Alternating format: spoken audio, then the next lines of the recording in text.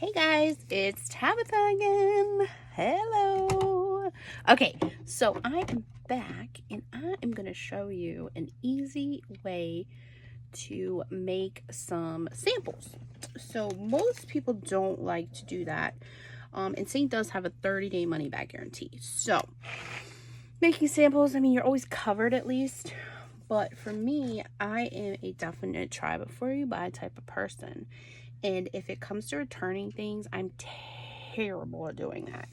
So I personally think that it's a good way to just kind of show the customer that, you know, if they want to try it first, make sure they have the right colors, because that's my biggest fear, is not getting them in the right colors and then them having to return it. And then that is pretty big, you know, if they feel like I didn't do a good service for them. So I like making samples. Don't have to do it often, but I'm excited. So there is a few things that we're going to need here. I have a little scalpel thing, so that is so we can just grab some product right out, not touch it. We want to make sure it stays sanitized and clean, so we use that instead of like our hands or anything like that. Cheap pair of tweezers. I have my little mug slash candle warmer.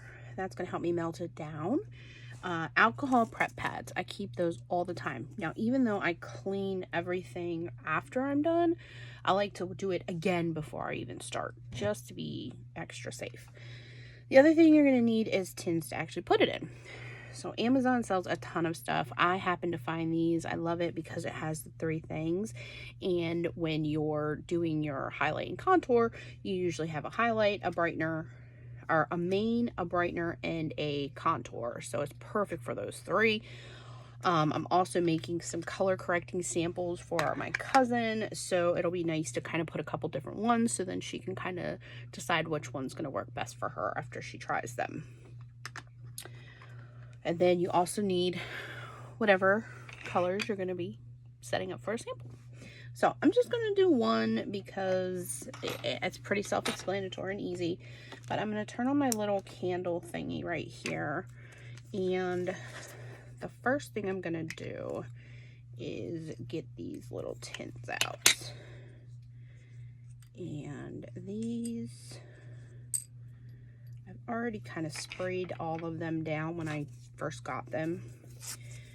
But what I'm going to do is make sure that my little scalpel thingy here is clean. I mean, it's not a scalpel, obviously. Spatula, yeah. So we're just gonna kind of wipe it, and I'm gonna be sure not to touch these ends here, because that's what's gonna go into the makeup. I'm gonna sit that right there for a quick second, and I'm also going to sanitize my tweezers just in case. So they're nice and neat. I'm just gonna kind of sit them back here.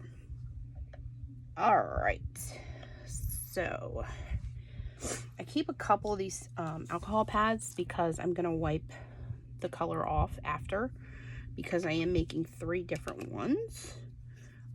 We're gonna go ahead and you just kind of take a scoop. Now when this melts into the tin, it's gonna look really thin and you're gonna think, wow, that's probably not enough. But this here is a good deal of makeup. So we're just I'm gonna kind of sit them like that. But so then we're gonna go into this one here. Like I said, you just kind of, I'm using the other side now. Just kind of scooping some out here. Contour, you don't need as much, I feel, as the highlight and the main. So I'm not going to put as much into those. And as you can see, it's already starting to melt here, this color here. So let's put that one there so I know which one's which. And we are going to open up another pad. We're going to wipe both ends off with that wipe, and we're going to get that last color in there. Now, as you can see, I've already made a couple samples. Another good way to make samples is with the little tins are, or little plastic things that our eyeshadows come in. Those work well as well. But personally, you know, I like a little bit more, I'm a showman. So I prefer to have it look really like fancy and awesome presentation. So like I said, I clean them after and before. So I'm just gonna leave that right there. And now with my tweezers, I'm just kind of gonna grab this, and I like to kind of spread it around so it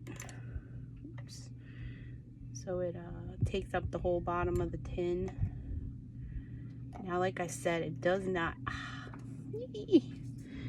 look like much. However, it's more than anyone realizes, because you really don't need a ton of this makeup. You're literally just putting one layer of 3 different colors pretty much. And that is really, you really don't need much for a sample. So as you can see, these guys melted down real nice. The only one I'm having a little trouble is my contour. Those are a little drier than the actual highlights. The contours are a little drier. So, all right. So that is our sample making. Super simple, and that's about it. So not many supplies, not very expensive supplies, and a little really does go a long way. So I'm going to turn this off and let these kind of like cool down a little bit. What I love about the candle warmer is it doesn't get super hot. It's very low, so it melts it real nice and evenly. It's not burning anything or anything like that. So that is a big plus for me. Now, like I said, you can also use, so this is what one of our shadows come in. So once you put them in your palette, you have this little kind of clamshell thing. You can literally just put highlight in there or contour and not even worry about melting it down. You can just kind of give it to the customers. That's actually how I got my original sample from my artist. And like I said, I'm kind of a showman. I'm all about presentation, so I kind of go a little bit overboard, but that's just me.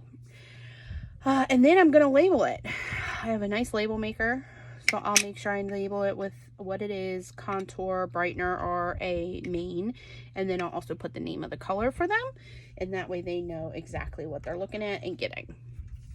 So that simple, easy sample making. So hope you guys enjoyed the video. I will talk to y'all soon. Don't forget to be awesome and make sure you have an amazing day and do something amazing for yourself. Talk to you guys soon. Bye.